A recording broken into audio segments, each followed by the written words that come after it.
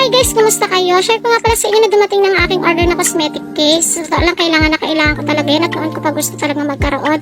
Pero sabi ko nga kahit na mayroon naman ako nagiging makeup noon, meron pa akong mas una pang dapat na paglaanan ng pera. Kaya sabi ko naman, nagsunod-sunod naman yung aking pag-makeup, pinagtabi naman ako pa unti-unti hanggang sa, ayan nga, nabili ko na siya, nabuo ko na siya at sakto naman sa pagdating ko, may inaayusan ako, meron akong pambayad at pandagdag.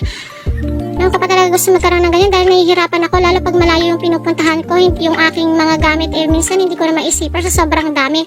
Kasi ayoko rin kasi na kapag nag-aayos ako, sakto-sakto lang yung gamit ko. So ayun na, share ko lang. Salamat sa inyo.